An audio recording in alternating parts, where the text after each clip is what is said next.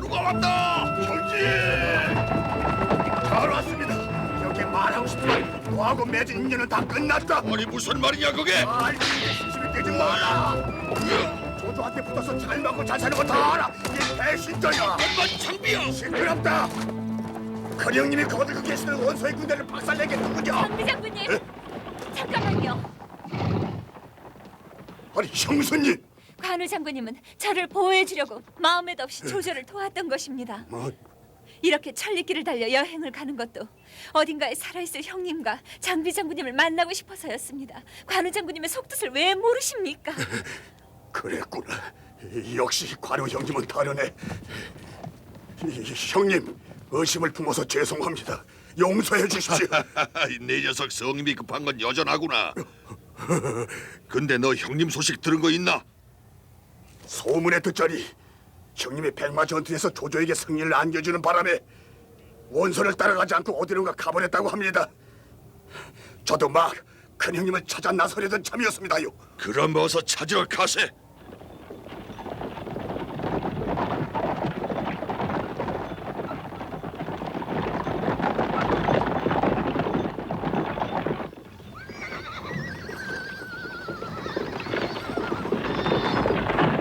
장군!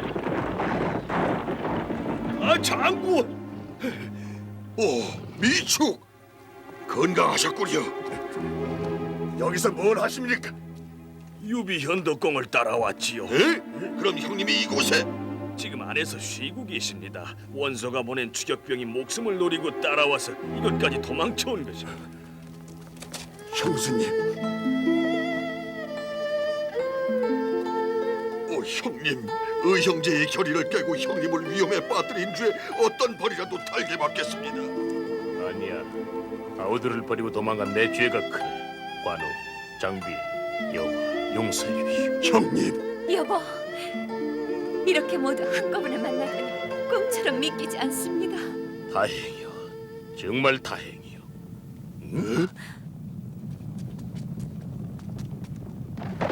이런 원소의 추격병이야. 유비 현덕! 부인의 허락도 받지 않고 함부로 영을 따라고선 오바를 꾀함이랬다. 목을 내놔라. 유공이 정의로운 분이라는 건 천하가 다 아는 사실이다. 이따위 비겁한 수작은 내가 용서하지 않겠다. 목숨이 두렵지 않은 녀석은 내가 상대해 줄 테니 덤벼라.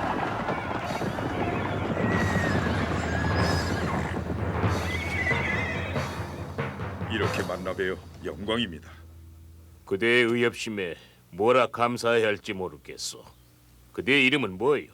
좋은 자는 자룡입니다. 굶주린 백성을 구하고 싶은 마음에 원소의 휘하에서 일을 했습니다. 하지만 원소는 백성을 구하고자 하는 마음은 털끝만큼도 없었습니다. 오늘부터 장군님의 신하가 되고자 하니 부디 거두어 주시길 바랍니다. 그대의 뜻은 고맙소마는 난 이처럼 떠돌이일 뿐이요. 아무튼 여기 계시다간 또 놈들이 추격해 올 테니까 제가 모시겠습니다. 어서 국경 쪽으로.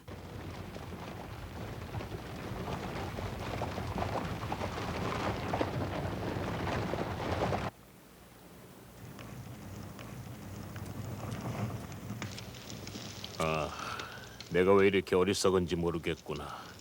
두 아우들한테 고생만 시키고 아무것도 이룬 것도 없이 세월만 보내고 있다니 말이야. 관우, 장비 두 사람 모두 주인만 잘 만났으면 한 나라의 대신이나 총사령관이 될 인물들인데 내가 모자란 탓에 이처럼 떠돌이 신세를 면치 못하게 만들었으니 더 이상 나를 계속 따라다니다가는 일생을 그르칠 것이네.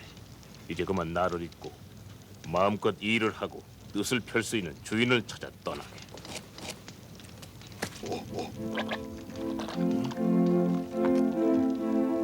아 형님, 이걸 보십시오. 진흙곡이라는 물고기입니다. 가뭄이 계속되어 강에 물이 마르자 진흙 속에 몸을 숨기고 몇 날 며칠이고 여기서 참고 견딥니다. 그러다가 한 번 비가 내려 강물이 불어나면은 진흙을 떨쳐내고 저 넓은 황하의 한가운데로 헤엄쳐 나갑니다. 형님이나 저희들이나 지금은 진흙 속에 몸을 숨기고 있을 뿐입니다. 참고 또 참는다면 반드시 크고 깊은 물에서 마음껏 활개를 칠 날이 올 것입니다.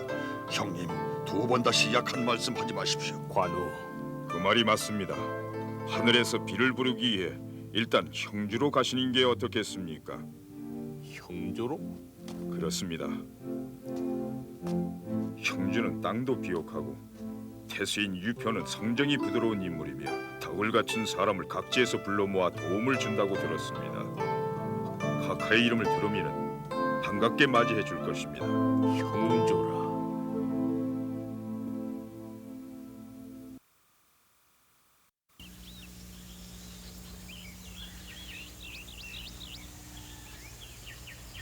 까마귀사촌 수란이는요 아침부터 밤까지 빨래만 하네.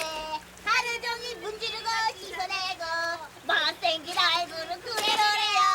우리 마을 최고 못난이 수란이래요. 못난이 수란이 못난이 이놈들 수란이. 어디서 그런 못된 노래를 부르느냐?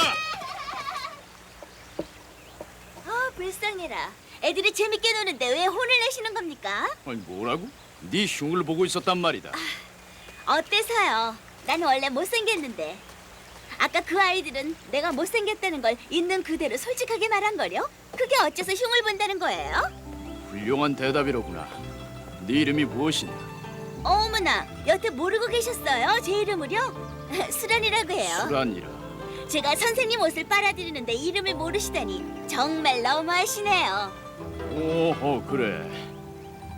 너였구나. 내 빨래를 해준 아이가. 집안일은 모두 동생한테 맡겨둬서 내가 뭘 알아야지. 미안하다 미안해. 어머나 어머나 어머나. 엉덩이에 흙 묻은 것 좀 봐요. 빨래하는 게 얼마나 힘든데. 아이, 참.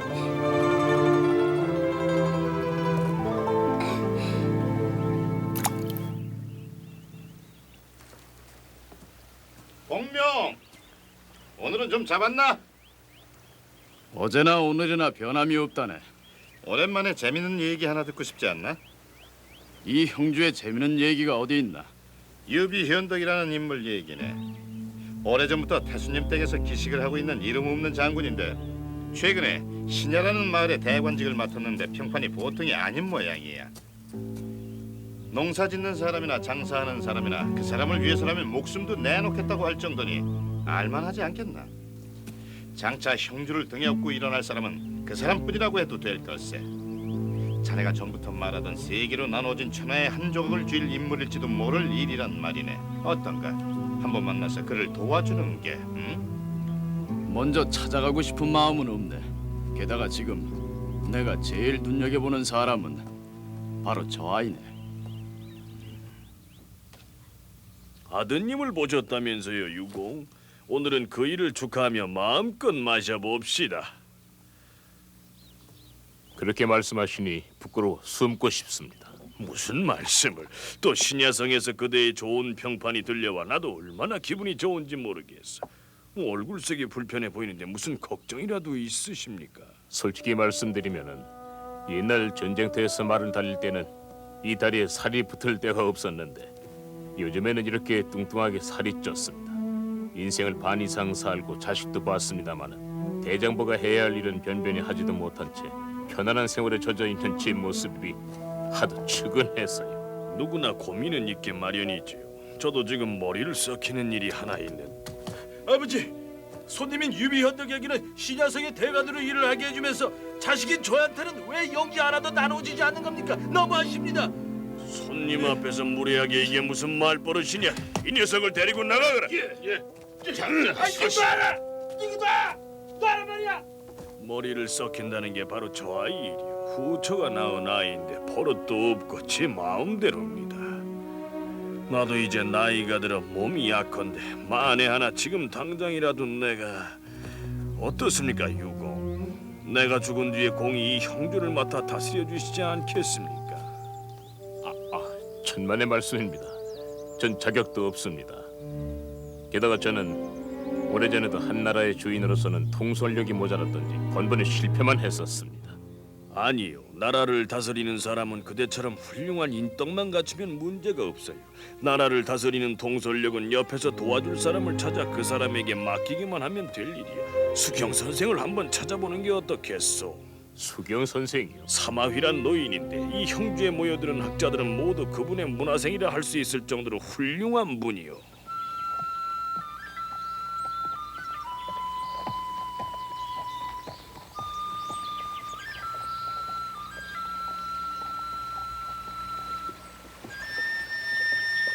이 부근에 수경 선생이라는 분이 살고 계신다고 들었습니다만 고맙습니다. 저는 알고 있어. 옛날 황건적을 도벌할 때 이름을 떨쳤던 유비 현덕공이 아니신지요? 예, 제가 유비현덕입니다.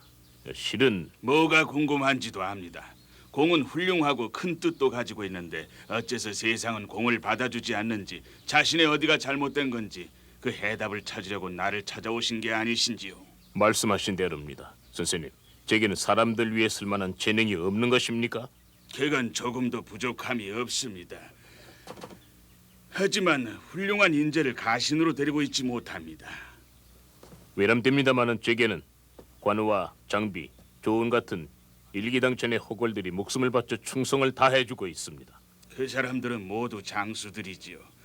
장수들만으로는 천하를 얻지 못합니다. 그 사람들을 부리고 쓸 줄 아는 머리, 즉 군사가 없질 않습니까? 군사요? 훌륭한 군사만 있으면 가는 곳마다 하늘의 운이 따르고 가문 끝에 물을 만난 물고기가 헤엄치는 것처럼 공의 무는 끝없이 펼쳐질 것입니다. 선생님, 집을 가르쳐 주십시오. 그 군사를 어디에 가면 찾을 수 있을런지.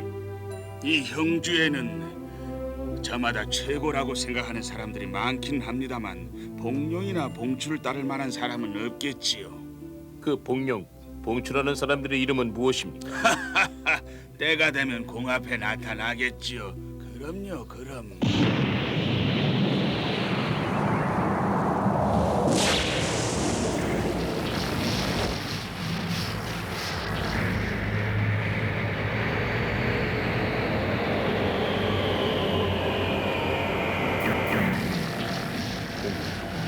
봉추. 여보, 여보, 여보, 이것 좀 보세요. 유선이 눈을 떴어요. 보세요, 당신을 바라봐요. 봉룡, 봉추. 대체 어디 있단 말인가? 여보,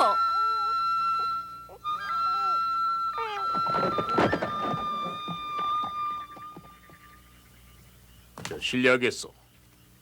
그대가 수경 선생이 들은 바 있어 그러는데 혹시 그대가 봉룡 아니면 봉추라는 분 아니십니까?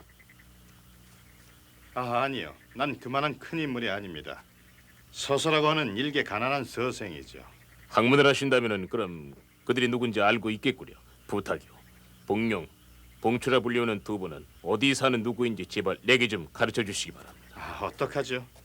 사실은 가까운 친구인 나까지도 귀찮아하며 산촌에서 조용히 낚시나 하며 세월을 보내는데 이 유비 현덕이 고개 숙여 빌겠소. 집을 가르쳐 주시오. 부탁입니다. 장군님이 그렇게 열심히 하시고자 하니 알겠습니다. 그 정도 열정이면 그 사람도 받아줄 것입니다. 봉추라 불리우는 사람은 지금 이 형주에 있지 않습니다. 하지만 봉룡이라고도 불리는 사람은 이곳에서 서쪽으로 가면 융중이란 마을이 있는데 그곳 와룡강에 초막을 짓고 사는 제갈량. 자는 공명이고 나이는 얼마 되지 않지만 천하에 둘도 없는 희연인입니다.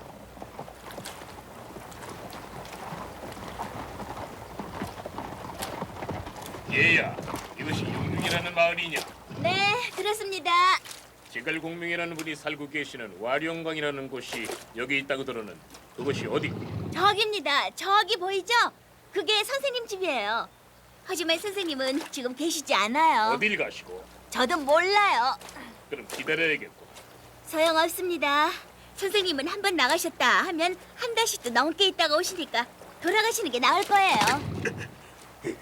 야 꼬마야, 아까부터 내가 듣자 하니까 네 말버릇이 영 고약하구나. 네가 감히 이분이 누구신 줄 알고 한나라 왕실의 피를 이어받으신 유비현덕이란 분이시다. 그게 뭐 어쨌다고요? 높은 사람한테는 그럼 사람이 없는데도 있다고 거짓말을 해드릴까요? 그럼 되나요? 뭐라고?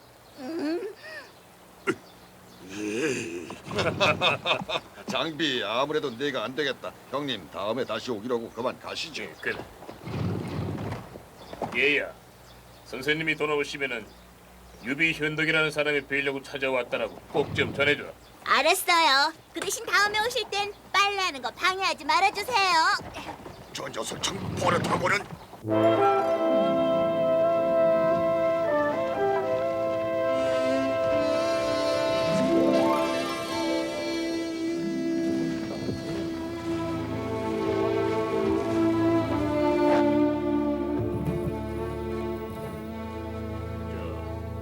선생님이 제갈공명이라는 분이십니까? 아닙니다. 저는 공명의 동생인 균이라고 합니다. 공께서는 지난번에도 한 번 저의 형을 찾아오셨던 유비현덕 장군이십니까? 그렇소이다. 근데 선생님은 네, 죄송합니다만 친구분들과 함께 산속에 있는 동굴에서 장기를 두겠다면서 나갔습니다. 형이 내려오는 대로 꼭 가서 찾아뵈라고 말할 테니까 거듭되는 실례를 용서하십시오.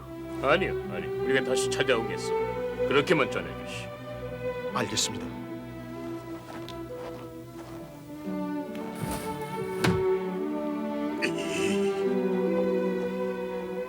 형님, 기껏해야 시골에서 어생인 주제에 두 번씩이나 헛걸음을 하게 만들다니 너무한 거 아닙니까?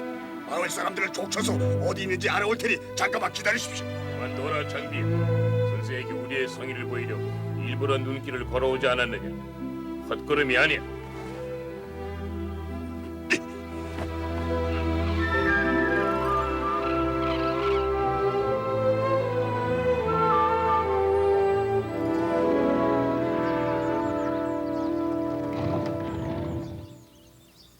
오늘은 선생이 집에 계시오. 네, 하지만 형이 지금 낮잠을 자고 있으니까 잠시 기다리십시오. 드디어 선생을 만나뵐 수 있겠구나. 3번씩이나 찾아온 보람이 있어. 낮잠을 잔다면서 기다리는 게 어디 있습니까? 예절도 모르고.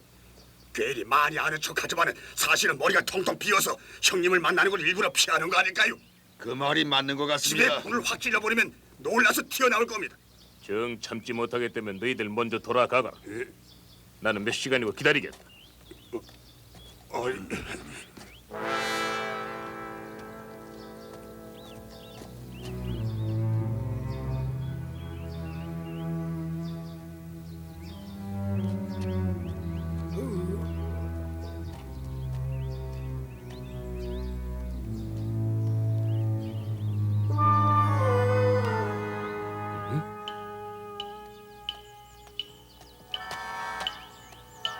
어머?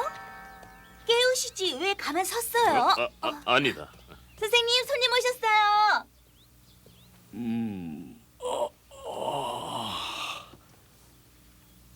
공이 유비현덕이시오. 수라나, 내 옷을 가지고 오너라. 예.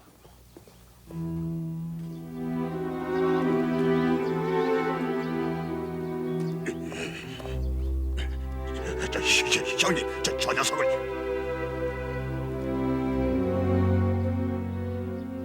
오늘까지 3번 멀리서 찾아주셨음에도 번번이 무례하게 굴었던 점을 용서하십시오. 아닙니다. 나야말로 허락도 없이 찾아와 성가시게 할까 두렵습니다. 친구인 서서를 통해 장군의 큰 뜻은 익히들어 압니다만 저 같은 일개 시골 선비가 무슨 도움이 되겠습니까? 선생, 나 한 사람만의 문제로 선생을 만나러 온 게 아닙니다. 지금 하늘의 도는 땅에 떨어지고 백성들은 도탄에 허덕이고 있습니다.